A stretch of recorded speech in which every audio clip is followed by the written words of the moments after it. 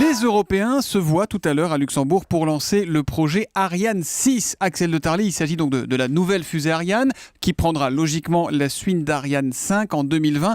Pourquoi une nouvelle fusée ? Qu'est-ce qu'on reproche à la version actuelle, la 5 ? Alors, Ariane 5, d'abord, est une remarquable mécanique. 62 tirs réussis d'affilée. Le problème d'Ariane 5, c'est son prix. Elle est 2 fois plus chère que la concurrence américaine. Si vous passez par la fusée américaine SpaceX, ça va vous coûter 40 millions d'euros. Si vous passez par Ariane 5, ça va vous coûter 170 millions d'euros. Donc on n'est pas compétitif. Non, voilà. Alors attention, je précise qu'Ariane 5 est tellement grosse qu'en fait vous pouvez envoyer d'un seul coup 2 satellites dans l'espace. Donc vous voyez, ça réduit la facture. Mais enfin quand même, c'est plus cher. Pourquoi c'est plus cher ? Parce qu'Ariane 5 a été imaginé dans les années 80 à une époque où on pensait que les satellites seraient toujours plus gros. Or, c'est le contraire qui s'est passé avec la miniaturisation. Les satellites ont maigri et donc les Européens se retrouvent aujourd'hui avec une fusée surdimensionnée. Ça veut dire quoi ? qu'Ariane 6 sera une fusée plus petite et donc forcément moins chère, c'est ça ? C'est le but ? Exactement, voilà. Comme quoi aujourd'hui, le progrès, c'est de faire du low cost. Alors en fait, il va y avoir 2 versions Ariane 6. Une version effectivement à bas coût, une espèce de Dacia là, à 70 millions d'euros.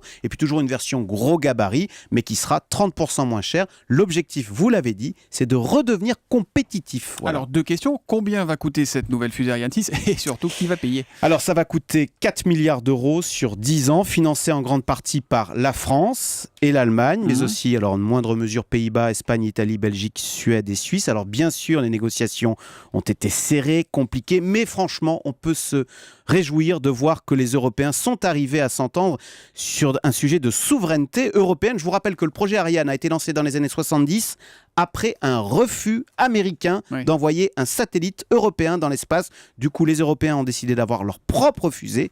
Et quel succès! Ariane aujourd'hui a mis en orbite plus de la moitié des satellites dans le monde. Ariane a lancé, vous savez, cette fameuse sonde Rosetta qui vient de se poser sur la comète. Et voilà, sur Tchouri. Fusée Ariane. Et on dit d'ailleurs que c'est le succès de cette mission Rosetta qui a achevé de convaincre les Européens de lancer Ariane 6, de ne pas laisser tomber l'affaire. Comme quoi l'Europe, ça marche. Et voilà, c'est un secteur qui a le vent en poupe et c'est toujours bon de le souligner.